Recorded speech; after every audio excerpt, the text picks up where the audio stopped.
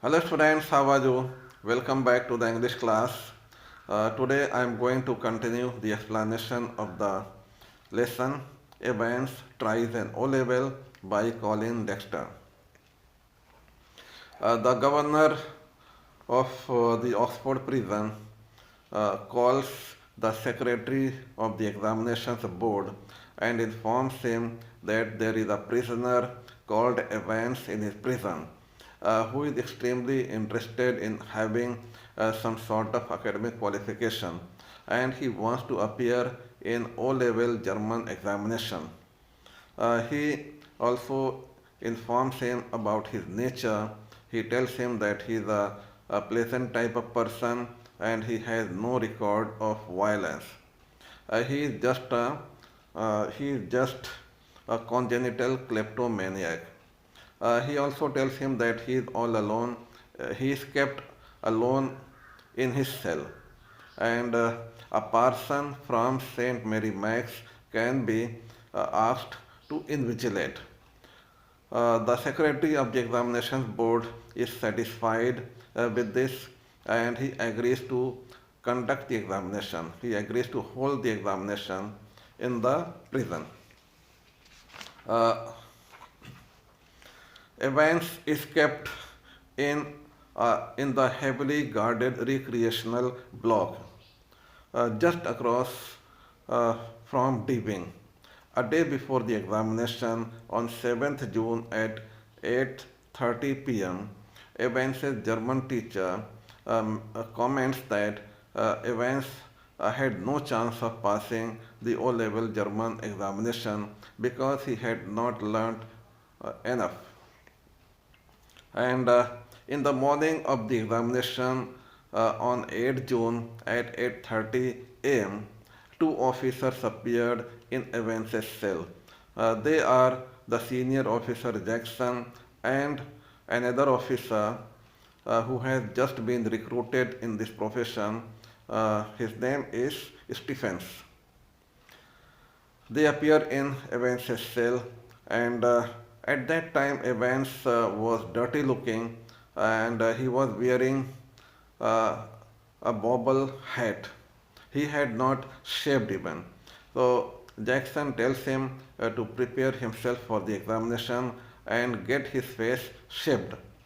And he instructs Stephen to take the razor after Evans finishes his shaving.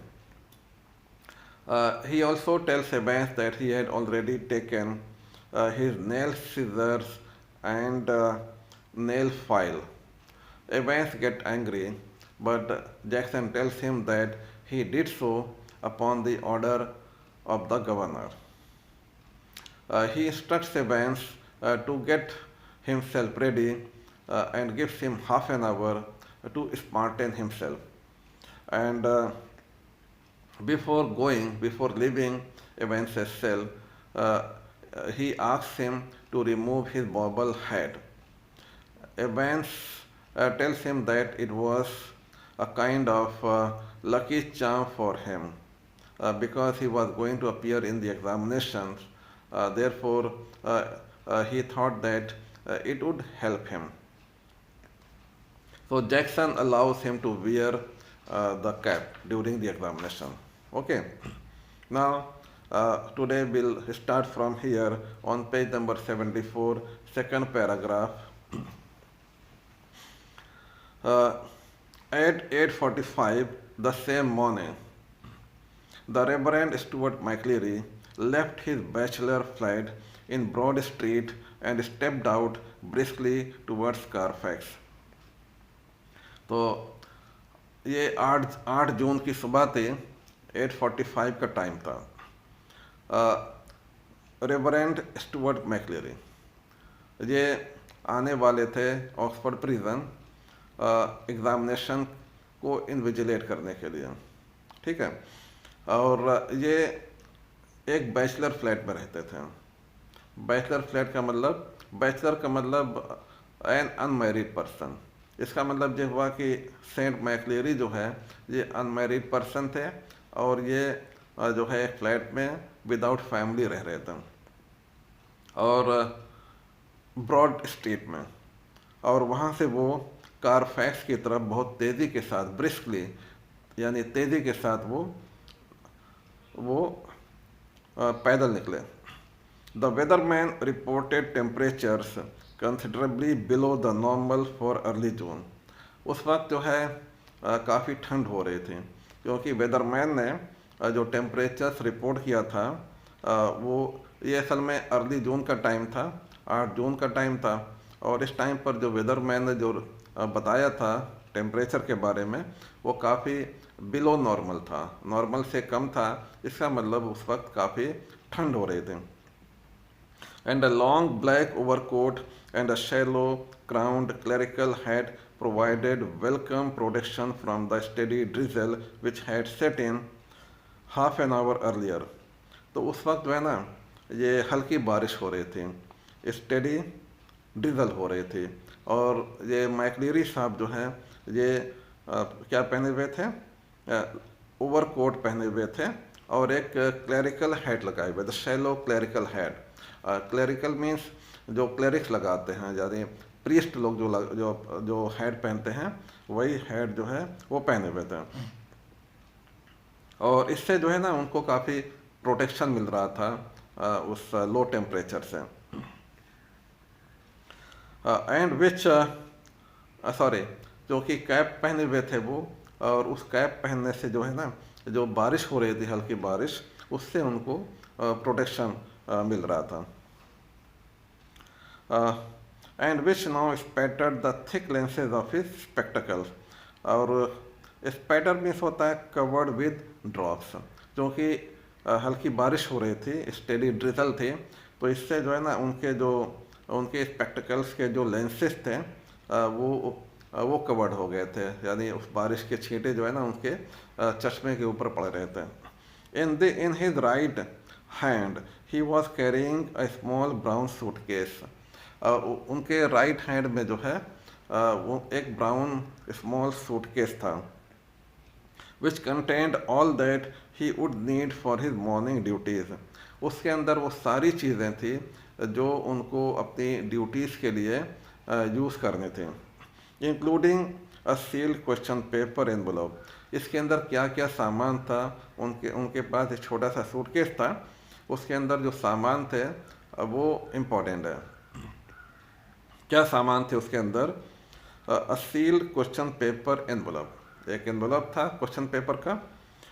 Yellow invigilation form, एक चीज़ होती है invigilation form, एक था वहाँ पे। Special authentication card from the examination board, examination board की तरफ से दिया हुआ एक ऑथेंटिकेशन कार्ड था। ऑथेंटिकेशन कार्ड का मतलब होता है एक ऐसा कार्ड जो किसी चीज़ के बारे में प्रूव करे कि ये जेन्युइन है, ऑथेंटिसिटी उसकी प्रूव करें। तो ये एक ऑथेंटिकेशन कार्ड था एग्जामिनेशन बोर्ड की तरफ से। अब पेपर नाइफ था। अब Bible, he wants to speak to the women's guild that afternoon on the book of Ruth. उनके साथ एक बाइबल था, क्योंकि उनको जो है ना एक विमेंस गिल्ड है, एक ऑर्गेनाइजेशन है, वहाँ पर उनको बुक ऑफ रूथ के बारे में बोलना था। And a current copy of the church times, और चर्च टाइम्स न्यूज़पेपर की उनके पास एक करेंट कॉपी थी। तो ये सारी चीज़ें उस सूटकेस के अंदर थी। क्या क्या चीज़ें थीं? एक सील्ड क्वेश्चन पेपर एनवेलप था, एक येलो इन्विजिलेशन फॉर्म था, एक ऑथेंटिकेशन कार्ड था फ्रॉम द एग्जामिनेशन बोर्ड, और एक बाइबल थी, और एक current copy of the church times था। The 2-hour examination was scheduled to start at 9:15 a.m. तो एग्ज़ामिनेशन का जो टाइम था वो 9:15 AM के लिए शेड्यूल था, यानी 9:15 AM पर एग्ज़ामिनेशन जो है स्टार्ट होने वाला था। Evans was lathering his face vigorously when Stephens brought in 2 small square tables. तो जिस वक्त एवेंस जो है शेप करने के लिए अपना फेस बहुत ही ज़ोरों से वो लेदर कर रहा था। लेदर करना मतलब आप जानते हो कि शेप से पहले फेस पे फोम लगाते हैं, लेदर मतलब फोम। और विगरसली मीन्स फोर्सफुली, बड़े ज़ोरों से। तो स्टीफन जो है ना जिस वक्त अपने चेहरे पे वो फोम बहुत ही विगरसली लगा रहा था, in Stephens brought in two small square tables. तभी जो है स्टीफेंस जो है दो स्मॉल स्क्वायर टेबल्स लेकर आया and set them opposite each other in the narrow space between the bunk on the one side and on the other distempered stone wall. तो उसने उन टेबल्स को जो है एक तरफ जो है एक तरफ बंक था यानी एक नैरो बेड था और दूसरी तरफ जो है एक डिस्टेम्पर्ड स्टोन वॉल थी। उन दोनों के बीच में जो है उन टेबल्स को रख दिया। या डिस्टेम्पर्ड स्टोन वॉल का मतलब डिस्टेम्पर एक तरह का पेंट होता है। उस वो जो वॉल थी एबेंस के सेल की, वो डिस्टेम्पर पेंट से जो है ना पेंटेड थे। ओके, तो जो वहाँ पे एक बंक था यानी बेड था एक साइड पर और दूसरी साइड पर जो है डिस्टेम्पर्ड वॉल थी। उन दोनों के बीच में जो है उन टेबल्स को ला के रख दिया। Next Stephens brought in 2 hard chairs. इसके बाद जो है स्टीफेंस 2 हार्ड चेयर्स लाया।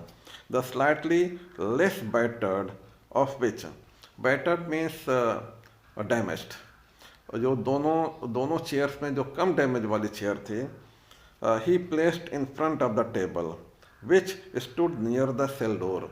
तो जो कम डैमेज थी, जो कम बैटर थी जो चेयर, उसको स्टीफेंस ने कहाँ पे रखा?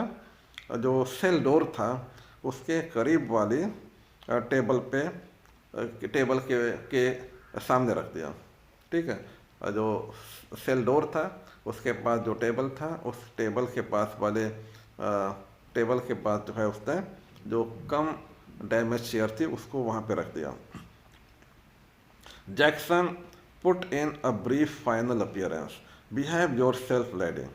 तो तभी जो है जैक्सन आया अपना फाइनल अपीयरेंस के लिए और उसने एवेंस को वार्न किया, behave yourself lady. Behave yourself means अपने आप को सही से बिहेव करना। Evans turned and nodded. तो एवेंस ने मुड़ करके हाँ में सर हिलाया। And these, Jackson pointed to the pinups off, and these, Jackson ने दीवारों पे जो है कुछ पोस्टर्स लगे हुए थे। पिनअप्स मीन्स पोस्टर्स। तो वहाँ पे कुछ पोस्टर्स थे, उसकी तरफ पॉइंट करते हुए जैक्सन ने कहा off. Off means remove this, इसको हटाइए। Evans turned and nodded again, I was going to take them down anyway. तो एवेंस ने मुड़ा और उसने हाँ में सर हिलाते हुए कहा कि मैं इनको जो है ना मैं खुद ही रिमूव करने वाला था। I was going to take them down, मैं उनको टेक डाउन करने ही वाला था। A minister isn't he the chap coming to sit in, I mean. तो एवेंस ने जैक्सन से पूछा कि जो साहब आ रहे हैं, द चैप कमिंग टू, जो चैप मीन्स जो आदमी यहाँ आ रहे हैं इन्विजिलेशन करने के लिए, क्या वो एक मिनिस्टर हैं? इजेंट ही, क्या नहीं हम? उसने उसको कहा and how did you know that, asked Jackson quietly.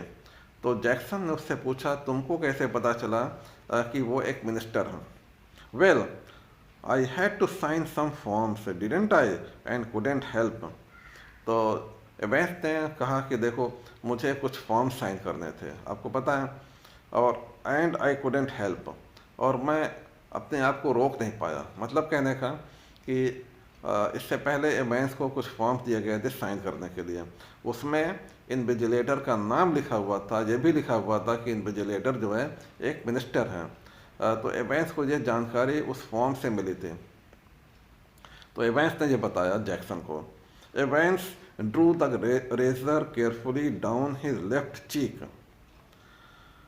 तो तभी जो है एवेंस जो कि अपना फेस शेव कर रहा था, तो अपना रेजर जब उसने फेस पे लगाया इस तरह से, razor carefully down his left cheek, तो अपने लेफ्ट चीक से इस तरह से अपने रेजर को उसने नीचे लाया तो and left a neat swathe in the white leather.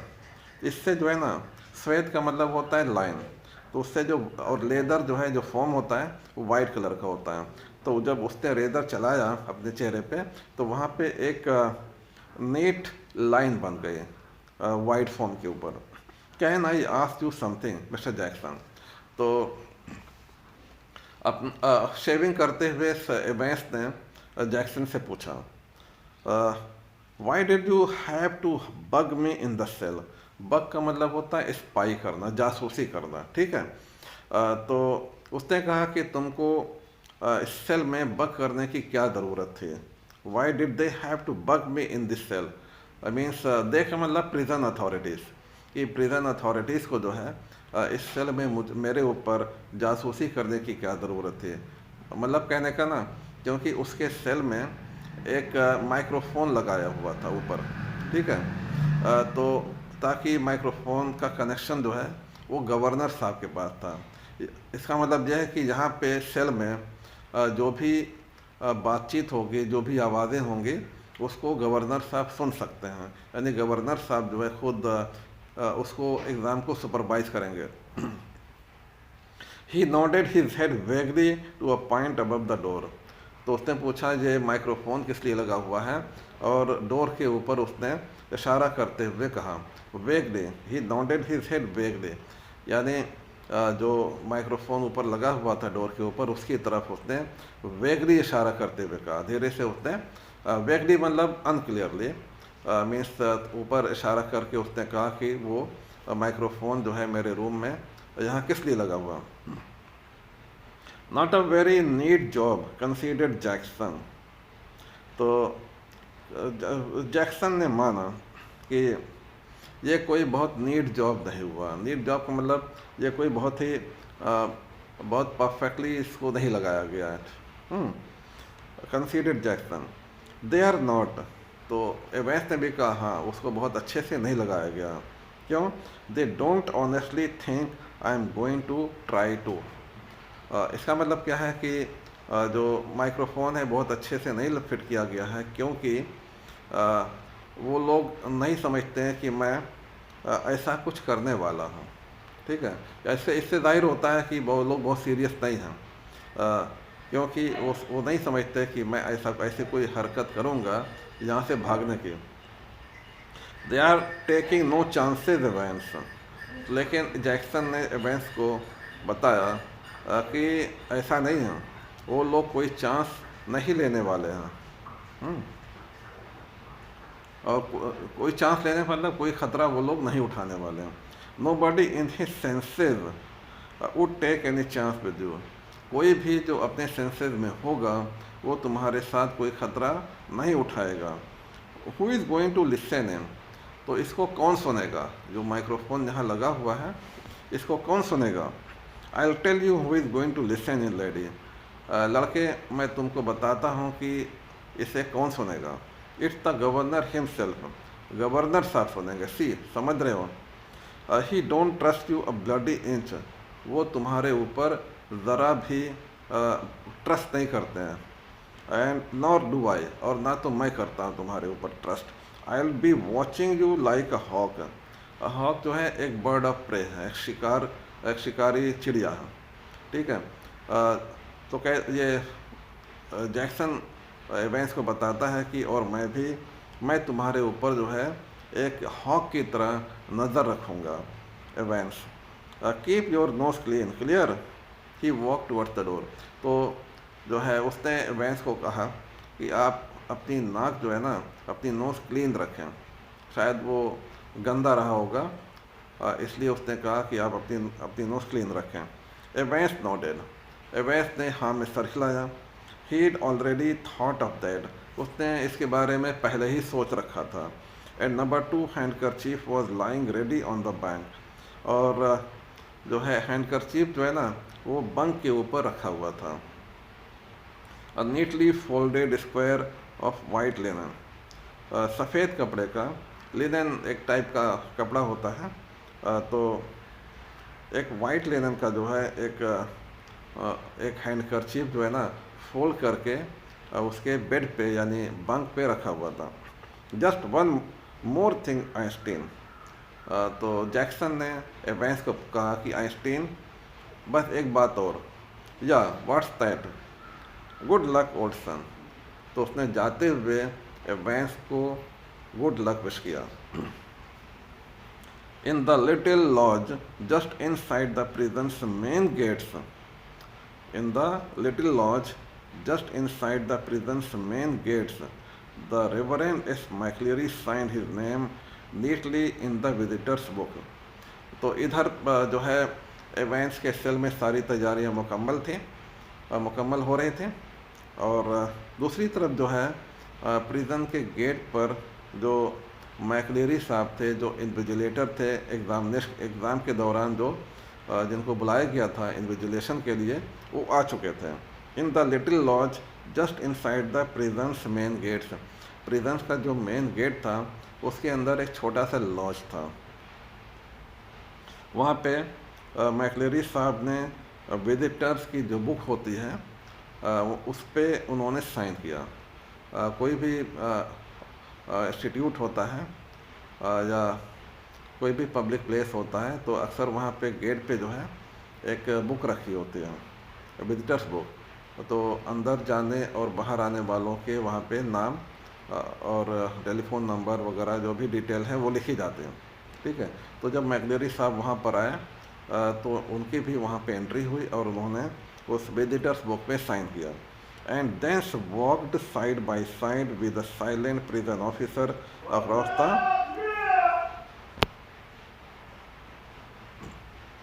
across the exercise yard to D wing, where he was greeted by Jackson। तो विजिटर्स बुक में साइन करने के बाद thence walked side by side with a silent prison officer, उसके बाद एक prison officer था जो कि साइलेंट था और उसके साइड बाय साइड उसके साथ साथ चलते हुए across the exercise yard to D wing. तो पहले एक्सरसाइज यार्ड आया, उसके बाद डी विंग आया, उसके बाद where he was greeted by Jackson. तो डी विंग जब ये पहुँचे तो वहाँ पर जो है जैक्सन वहाँ खड़ा हुआ था और उसने इनको ग्रेट किया। The wings heavy outer door was unlocked, जो डी विंग था वहाँ पे एक काफ़ी हैवी डोर था, वहाँ उसको अनलॉक किया गया। एंड लॉक्ड बिहाइंड देम, उसके बाद फिर उसको लॉक कर दिया गया। ये लोग डी विंग जब पहुँचे तो डी विंग पर जैक्सन था और वहाँ पर एक बड़ा गेट था और एक डोर था, और उस डोर को अनलॉक यानी वो पहले से लॉक था उसको अनलॉक किया गया। फिर ये लोग अंदर गए, उसको फिर लॉक कर दिया गया।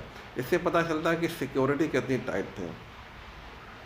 The heavy inner door the same, उसके बाद एक अंदर आने के बाद फिर एक डोर आया इनर डोर, द सेम का मतलब उसको फिर अनलॉक किया गया। जब ये लोग अंदर आ गए फिर उसको लॉक किया गया। And McCleery was handed into Stephens keeping, उसके बाद जो है मैकलेरी को स्टीफेंस की कीपिंग में दे दिया गया, यानी स्टीफेंस के केयर में दे दिया गया, ठीक है।